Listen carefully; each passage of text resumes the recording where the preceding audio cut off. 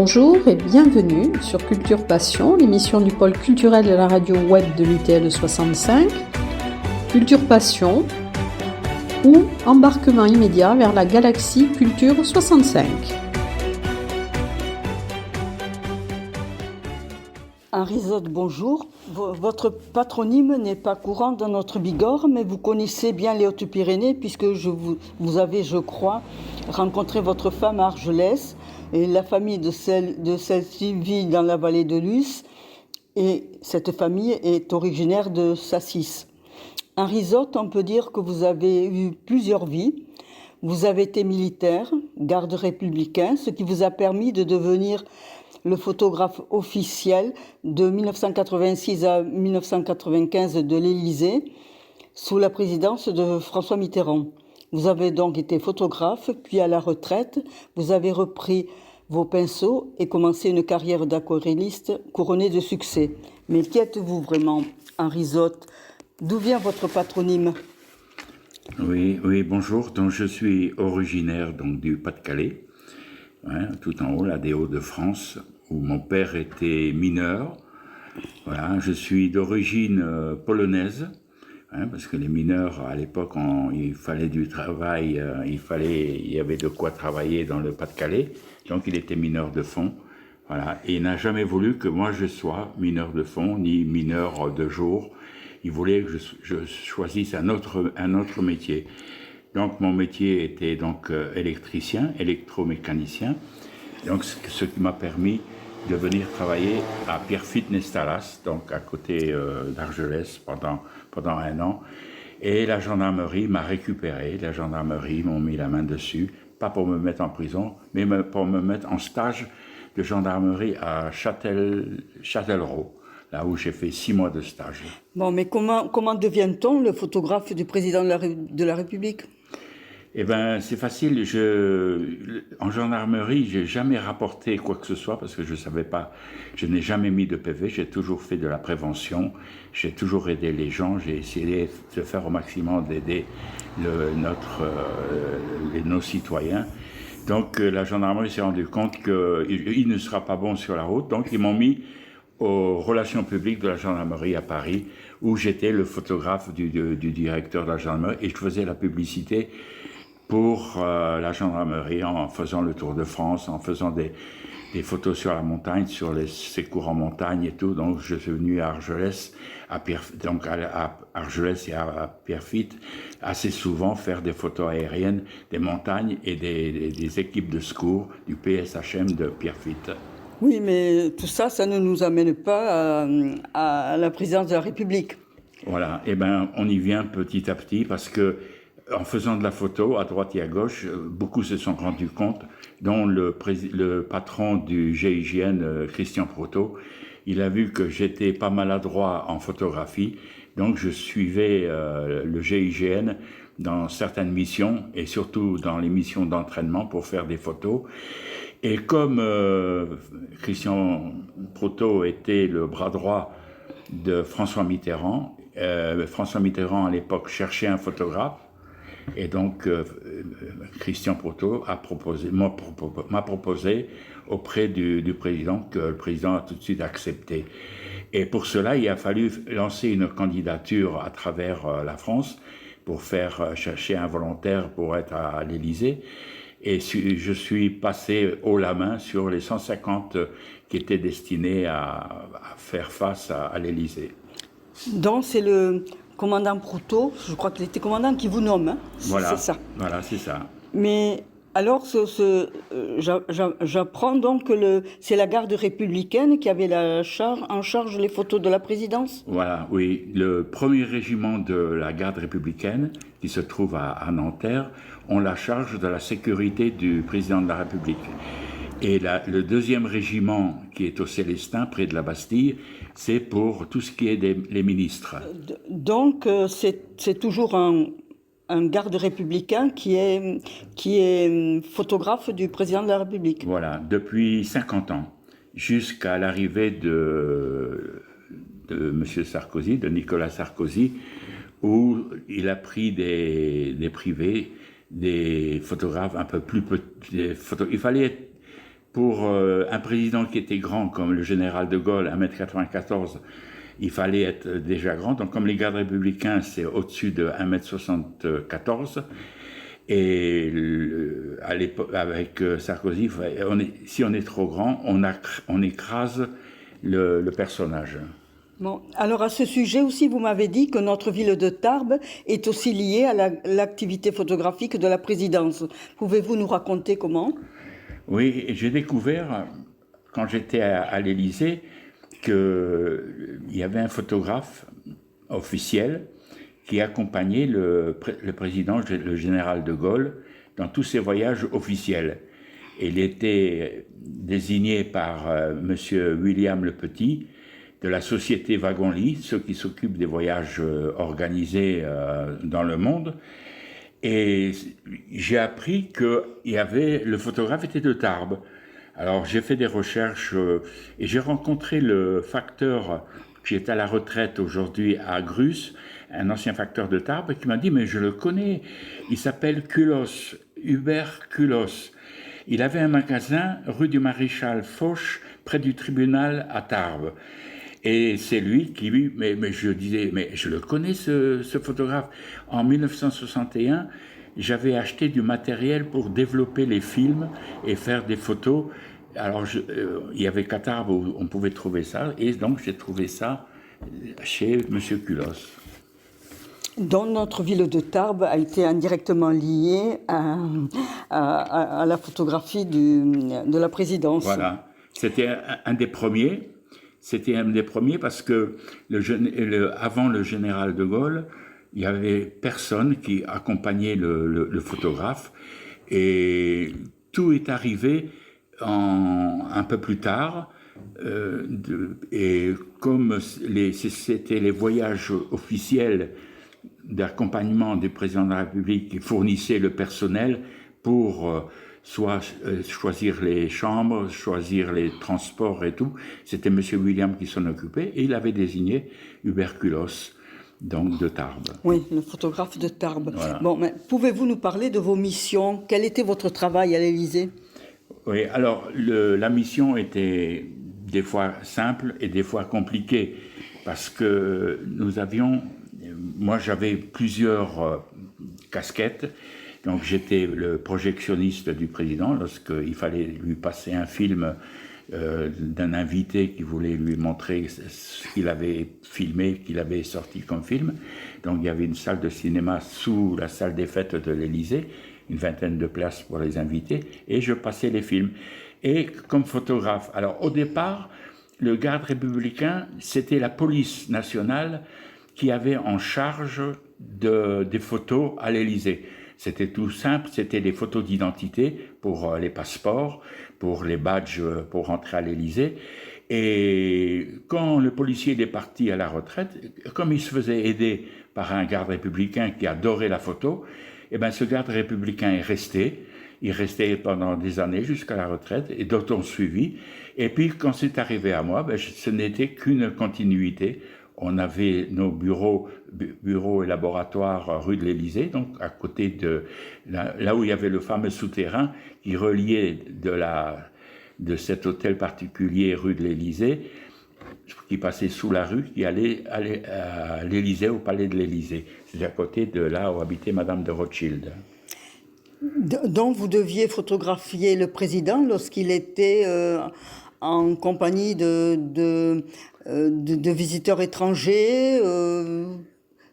Oui, voilà. Ça commençait un petit peu au départ. C'était les repas officiels. Bien souvent, le photographe avait comme mission de faire des photos des repas, des grandes cérémonies qui se passaient à l'Élysée. Et petit à petit, le président s'est rendu compte qu'on pouvait sortir le photographe, le garde républicain, et faire des photos à l'extérieur. Donc il a commencé à faire des photos au haras de la garde républicaine du 2e régiment, où avait été le général de Gaulle. C'est sa première sortie du photographe. Et petit à petit, c'est rentré dans l'ordre autant de Pompidou, autant de Giscard d'Estaing. Le photographe accompagnait donc le président dans les voyages officiels. Donc ils partaient à deux. Il y avait un qui suivait le président et un qui suivait Madame, la femme du président. Et comme mission, il y a toutes les réceptions, les arrivées, toutes les sorties du président, lors des visites, dans tout ce qui était officiel. Non. Donc à cette occasion, vous avez fait des voyages remarquables. Oui, il m'est plus facile de dire où j'ai pas été que là où j'ai été, parce que j'ai fait le tour du monde à peu près 2 fois par an. Je faisais le tour du monde dans les pays, que ce soit en Afrique, que ce soit en Inde, que ce soit aux États-Unis, que ce soit en Angleterre, en Islande, en Russie, et tous les pays, que même en Chine, au Japon, tous les pays on voyait pas grand-chose, parce qu'il fallait suivre le président. Même le président ne voyait pas grand-chose non plus que ce qu'on voulait lui montrer, mais c'était quand même génial.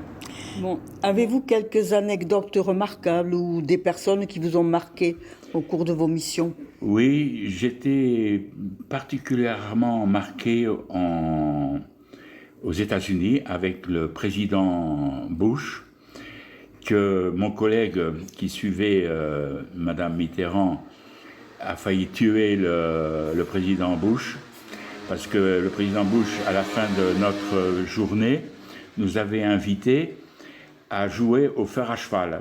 Le fer à cheval, le jeu c'est simple, c'est un bâton planté dans la terre et on jette le fer à cheval pour qu'il vienne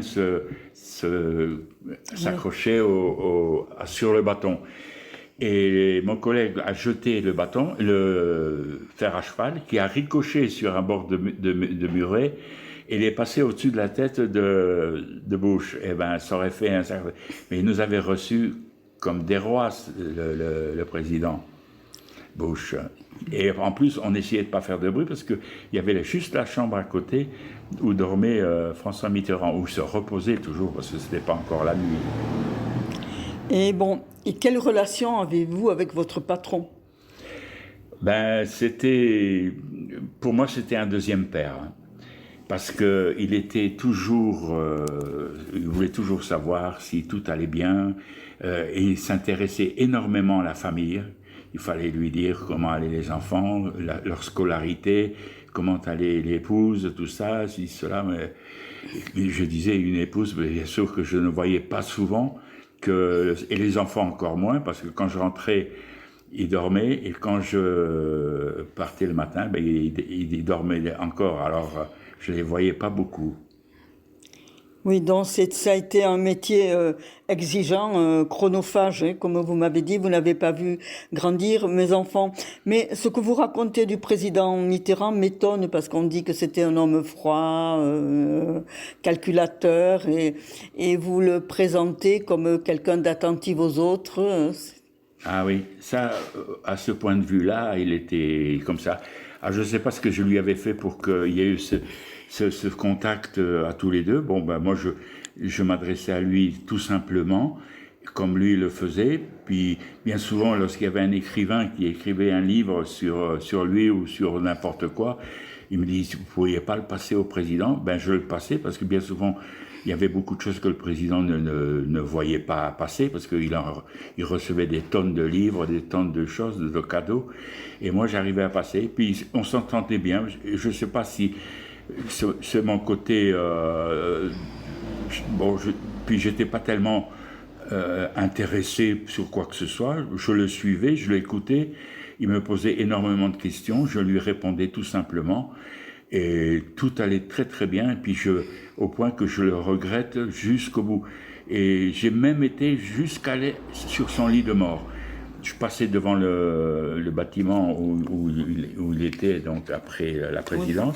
Rue Le Play. Ouais, voilà, Et le garde, le policier là qui gardait cet endroit-là, il m'avait reconnu. Il me dit si tu veux te recueillir sur le corps de François Mitterrand. Alors je suis monté là-haut. Ah, on vous a accepté alors que beaucoup de ses proches n'ont pas été acceptés. Ah, et oui. vous avez été, on vous a permis de. Ah oui, on m'a permis. Donc bien sûr, la chambre mortuaire. La porte était ouverte et puis il y avait un gars du GSPR qui gardait la chambre. J'avais l'appareil de photo dans la poche. Si j'aurais été tout seul, j'aurais fait une photo. Mais j'ai pas osé. Ben non. Comme il m'avait tellement apprécié, disons, je voulais laisser vraiment une bonne empreinte. Oui. Bon, nous allons maintenant évoquer votre deuxième vie, la peinture.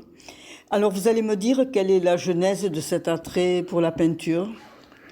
Oui, disons que je suis arrivé comme photographe un petit peu par paresse, parce que c'est plus facile de faire une photo que de peindre. Ça va plus vite d'appuyer sur le bouton, le déclencheur, que de peindre. Parce que peindre, il faut déjà dessiner, il faut que tout soit bien droit, il faut que ça mette les couleurs et tout. Et on visitait avec le président beaucoup de musées. Et là, un jour, on était en Espagne en voyage officiel.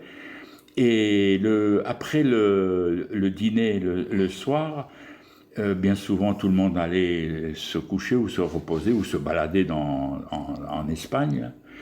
Et le président a fait ouvrir le musée du Prado.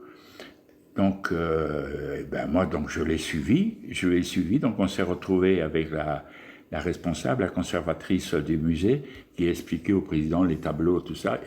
Combien de fois il a rectifié le nom des peintres qu'elle citait. Et moi, je regardais, puis je dis au président, moi, je fais la même chose. Je peins aussi. Qu'est-ce que j'ai pas dit là? Ah, il voulait absolument voir ce que j'ai fait, ce que je faisais, et tout ça. Là. Et donc, c'est reparti là. Je me suis mis de nouveau à peindre, que j'avais abandonné depuis une cinquantaine d'années, quoi. Oui, mais dans votre enfance, vous m'avez dit que vous aviez pris des cours de peinture dans la ville de votre naissance. Et là, vous avez eu l'immense chance de rencontrer Pignon. Donc, parlez-nous de Pignon. Oui, lorsque j'avais une dizaine d'années, mes parents m'avaient inscrit au club de dessin qu'il y avait à la mairie de Marle-les-Mines, tenu par Monsieur Pignon, qui était maire. Et M. Pignon avait un frère qui s'appelait Édouard Pignon. Et ce Édouard Pignon, c'était un célèbre peintre et communiste, pourquoi le cacher, et qui était ami avec Pablo Picasso. Et Pablo Picasso venait souvent à Marle-les-Mines, dans le Pas-de-Calais, et bien sûr voir son copain Pignon. Et souvent, au cours du dessin, j'ai croisé Pablo Picasso qui venait nous corriger ou nous raturer nos dessins qu'on faisait. Il trouvait que ça c'était pas bien. Et puis bien sûr tous ces croquis raturés par Pablo Picasso, je les ai pas gardés malheureusement parce qu'aujourd'hui j'aurais une fortune dans les mains. Oui. Mais il n'y avait pas que Picasso aussi qui venait à Marle-les-Mines. Il y avait aussi Fernand Léger, je crois, que vous avez pu croiser, et ainsi de suite. Oui. Il y avait, ils étaient comme il habitait donc avec sa mère à Marle-les-Mines, Édouard Pignon. Il recevait énormément de peintres, de célèbres peintres. Et puis comme lui, il a fini comme aux Beaux-Arts, comme professeur aux Beaux-Arts, et puis il avait fait des dessins, des tableaux extraordinaires, et il a même été à Valoris, ils étaient avec Picasso, ils étaient ensemble dans un atelier. Voilà, il y avait... Et oui, mais alors, ce Pignon, vous l'avez rencontré, re-rencontré à l'Élysée. Oui. Le président a voulu décorer, il décorait régulièrement des artistes, des écrivains, tout ça, et il est venu, quand j'ai vu l'agenda du président, j'ai vu Pignon, j'ai dit Édouard Pignon, mais c'est le Édouard Pignon que j'ai connu il y a 40 ans. Moi j'avais une dizaine d'années, lui donc, bien sûr on en avait un peu plus. Et ce Édouard Pignon a été décoré par le président. Et j'en ai profité pour discuter avec lui, pour nous remémorer un peu nos histoires qu'il a beaucoup appréciées. Il perdait un peu la vue, dommage, il ne m'aurait pas reconnu, mais il avait un peu la vue qui commençait à partir. Et il a beaucoup apprécié de reparler de Marle-les-Mines, tout ça. Et puis moi aussi, surtout de le croiser. Oui, c'est extraordinaire d'avoir rencontré Pignon enfant et de le retrouver sous les ors de l'Élysée, et vous le photographiez alors qu'il reçoit les insignes de la Légion d'honneur. Oui. Il a reçu, c'était la Légion d'honneur, il l'avait reçue déjà avant. Et là, il avait le cordon, je crois, c'est le grade au-dessus qu'il avait de il la avait dû être nommé officier ou était plus que ça, plus haut. Oui. Et franchement, lorsqu'il a reçu, moi j'étais complètement étonné de le voir là. Et bien sûr, quand je me suis présenté à lui, eh ben ça a été pareil. Il a été très très étonné de me retrouver là.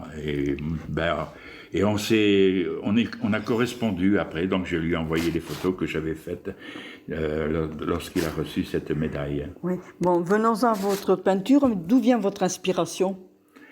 Eh ben, on est un petit peu dans la famille. Mon père, ma mère, lorsqu'elle m'écrivait, lorsque j'étais dans les Pyrénées ou ailleurs, en tant que moniteur de colonies de vacances, ma mère m'écrivait. Mon père me faisait toujours un dessin. Et mon père avait le coup de crayon facile, une de ses sœurs également. Et je pense que c'est resté un peu ce don dans la famille. Moi, j'ai fait du dessin industriel, ce qui m'a aidé pour faire les perspectives. Et puis, je me suis pris, donc quand j'ai suivi les cours avec Édouard Pignon, c'était différent parce qu'il nous faisait faire plus du moderne que du figuratif. Mais je me suis vite mis au figuratif en faisant des rues, des maisons, des paysages, tout ça qui m'a valu énormément de succès. Voilà, j'ai des tableaux dans le monde entier là. Et quelle technique employez-vous? Que vous faites la peinture à l'huile, de l'aquarelle, Voilà, au début, je faisais de la peinture à l'huile parce que c'était, soi-disant, plus facile, mais c'est pas évident non plus. Et puis, je me suis mis à l'aquarelle, c'était plus pratique, il y avait moins de matériel à emmener. Et j'ai trouvé que j'avais un succès avec mes aquarelles. Et partout où je suis passé, mes aquarelles restaient sur place. Les gens se jetaient dessus, me les récupéraient. Et donc, je suis encore aujourd'hui à l'aquarelle, malgré que je me suis lancé dans la sculpture sur bois, et dans le fusain, parce que bon, on cherche un petit peu soit la facilité ou la difficulté, mais j'ai toujours fait quelque chose. C'est un peu moins aujourd'hui, parce que je me suis mis à écrire, je deviens historien maintenant. Bon, alors les expositions importantes qui vous ont marqué? Eh bien, j'ai fait pas mal d'expositions. À un moment donné, je ne comptais plus, parce que j'avais fait à peu près 1500 aquarelles qui sont un peu dans le monde entier, en Amérique, en Russie, au Japon. Et ces expositions, j'ai fait les expositions du Salon des Armées en 95 et en 96. J'ai fait aussi à Argelès-Gazos en 1996, une exposition à Argelès-Gazos dans la salle où il y avait le cinéma Vox, je crois que c'est Vox, ouais. Salle de la terrasse, voilà. Maintenant. Voilà, et j'ai fait une exposition à Saint-Sauveur en 2017. Magnifique dans les locaux c'était une chapelle, oui, quoi? À Saint-Sauveur, dans la chapelle de Napoléon III, là, qui avait fait. Là, j'ai fait un succès monstre parce que je représentais la vallée de Luce. J'avais photographié avant de repartir tous les paysages, les plus beaux paysages du coin, que j'ai retransmis pendant 1 an. J'avais fait une vingtaine de tableaux et j'avais vu tout ça. J'ai fait une exposition à Arles avec la télévision Canal+, et des expositions, j'en ai fait énormément. Et maintenant, j'en refuse même parce que sinon, je serais toujours en train d'exposer. Mais bon. Oui, vous présidez depuis fort longtemps une association culturelle. Pouvez-vous nous en dire 2 mots? Oui, en 1995, après la retraite, donc après avoir quitté l'Élysée, j'ai voulu me joindre à une association culturelle pour soit me développer ou faire de la peinture, montrer ce que je faisais. Et justement, il y avait le président de cette association qui avait démissionné, et tous ceux qui étaient présents à cette assemblée générale, et m'ont dit, ben voilà, celui qui vient d'arriver là, c'est lui qu'il faut prendre comme président. Alors moi, j'ai dit, attendez, moi, si j'accepte, vous allez souffrir parce que je vais vous traiter comme j'ai été traité à l'armée. Hein. C'est militaire. Il n'y a pas de quoi que ce soit, vous allez en baver. Hein. Et depuis 1995, voilà, je suis toujours président, là encore aujourd'hui, en 2021, et récompensé par l'Assemblée nationale, récompensé par les mairies, des médailles à pu en avoir. Si je tombe à l'eau avec toutes les médailles, malgré que je sais nager, je ne ressors pas. Mais alors, quelle est votre récompense suprême, entre guillemets? Eh bien, c'est la dernière que j'ai eue en 1996. C'est la médaille Arts Sciences Lettres que j'ai reçue à Paris par une éminente maison qui s'occupe de Arts Sciences Lettres, dont les plus grands de ce monde font partie. Et je parle du monde, il n'y a pas que la France. Chez nous, dans Lyon, là où j'habite maintenant, c'est Colette qui a eu la médaille d'or Arts Sciences Lettres. Et j'ai fait avoir à mon vice-président la médaille d'or Arts Sciences Lettres. Et moi, je suis le 3e qui a eu la médaille d'or Arts Sciences Lettres, après avoir passé par vermeil, argent et bronze. Oui, on n'en a pas parlé, mais je suis en train de penser que il y a 2 ou 3 ans, vous avez exposé à Grust, donc dans la vallée de Luce, les photos que vous aviez prises lors de votre passage à la présidence. Et cette exposition a eu un succès phénoménal. Enfin, c'est vrai que la presse l'avait bien relayée, mais je sais que vous notiez toutes les entrées et quand je suis venue la voir, il y avait une page de cahier remplie de Oui, cette exposition, donc c'était l'épouse de Alain Lescoul, qui était maire à Luce-Saint-Sauveur, qui un jour me dit, mais on va arriver aux 100 ans de la naissance de François Mitterrand. Il dit, qu'est-ce qu'on pourrait faire pour marquer cet événement des 100 ans? Et moi, tout bêtement, je dis, mais il suffit de faire une exposition sur François Mitterrand, de sa jeunesse à son dernier mandat de président, et moi, je peux fournir les photos légendées et tout. Alors, il dit, bon, ben d'accord, donc j'ai eu 1 an pour préparer tout ça, et je me suis dit, en plus, je pensais qu'on ferait ça à Luce, mais non, il avait choisi Grus, qui est au-dessus de Sassis et au-dessus de Luce-Saint-Sauveur. Et dans un sens, je ne le regrette pas, parce qu'on a eu tellement de visiteurs que je m'étais préparé une chaise pour pouvoir me reposer durant cette exposition, et je suis resté debout durant 3 jours, et tout le monde voulait savoir tout sur ces photos, tout ça. Et j'avais présenté des photos sympas parce que j'ai pas voulu faire un côté politique, je voulais montrer son côté sympa du président avec le sport, avec les gens du théâtre, et puis sa famille, avec lui quand il était enfant, ses amis aussi. Ses amis aussi, oui. Sa famille, toute sa famille, parce que j'étais le seul à pouvoir photographier sa famille lors des réunions qu'il faisait à l'Élysée au mois de juin. Et j'ai eu un succès monstre, que les patelins de Lyon, les mairies de Lyon, en étaient jaloux, sauf un maire, et il m'a dit, je veux la même chose chez moi. Donc j'ai refait ça, et c'est pareil. tout le monde était en admiration devant l'homme, hein, parce que j'ai évité de montrer un côté politique, mais devant l'homme. Mais dont les gens sont montés jusqu'à Grust, qui, pour certains, c'est le bout du monde quand même. Oui, ben c'est le dernier village en allant à la station de ski de Lussardiden. Oui. Et c'est la mairie, donc elle a une salle des fêtes sensationnelle, une belle salle des fêtes où on peut faire de belles expositions. Et Grust se trouve au sud de Sazos, et c'est à 1000 mètres d'altitude. Et je me suis dit, mais personne ne viendra là, mais malgré le grand parking qu'il y a pour pouvoir y arriver. Eh bien non, il y avait du monde qui sont venus de partout. J'avais invité pas mal de gens, dont M. Glavani, qui m'avait dit que c'était un peu trop loin pour venir. Mais beaucoup d'élus sont venus. Ils sont venus même d'Arins, des gens d'Arins, d'Argelès-Gazos. Oh, il y en a eu, parce que la presse avait bien relaté cette exposition, ils avaient bien parlé de ça. Puis Alain Lescoul en avait fait la publicité aussi, de bouche à oreille, et puis par les réseaux sociaux. Et moi, ça m'a été... je veux bien recommencer. D'accord.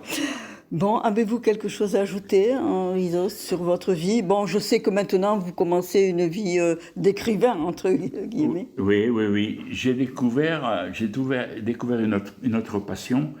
C'est que je relate l'histoire comme là j'ai écrit sur la vallée de Luce depuis à peu près 1000 ou 1500 ans en arrière. J'ai retrouvé des vieux grimoires, j'ai retrouvé des trucs, surtout un personnage d'Auvergne qui venait en vacances dans les Pyrénées, Monsieur Saint-Turel, pour pas le nommer, qui a écrit énormément sur les Pyrénées, et il avait fait des cartes sur les Pyrénées, sur la vallée de Luce, et je me suis inspiré de lui, et sur la bibliothèque François Mitterrand, où j'ai pris beaucoup d'éléments, et j'ai écrit l'histoire. Donc j'ai écrit l'histoire dans les Pyrénées, j'ai écrit l'histoire dans l'Yonne, partout où je passe, je fais l'histoire. Je fais à tel point l'histoire que les gens me disent « Ah, vous qui connaissez », alors même les touristes qui viennent ici, ils viennent me voir pour... je raconte quelques anecdotes du pays Toy. Bon, mais... bonne chance dans ce nouveau travail. Quoi. Voilà, et pourtant, entre parenthèses, j'avais fait quand même 11 ans comme correspondant de presse au journal Lyon Républicaine. C'est un quotidien, tout ça. L'équivalent de la Dépêche du Midi. Voilà, c'est ça, oui. Et quand je venais en vacances à Argelès, je travaillais beaucoup, je faisais des articles pour la Dépêche, la Nouvelle d'ici. Et puis actuellement, je travaille avec l'Essor Bigourdan. Je fais beaucoup d'articles avec l'Essor Bigourdan. Et donc là, je prépare un pour la fin du mois de septembre, pour nos 60 ans de mariage. D'accord. Bon, mais merci Henri Zot pour ce moment extrêmement riche. Vous n'êtes pas Toy, car c'est ainsi que l'on nomme les habitants de la vallée de Luce, mais eux vous ont adopté et chaque année ils sont nombreux à vouloir vous rencontrer pour vous évoquer vos années passées à l'Élysée. Ils sont aussi nombreux et fiers de visiter vos expositions, car ils sont heureux de rencontrer dans vos tableaux des endroits de leur belle vallée. Bon. Merci d'avoir bravé la fermeture des gorges de Luce pour être venu jusqu'à Tarbes rencontrer l'Université du Temps Libre. Merci beaucoup. C'est moi qui vous remercie de m'avoir reçu.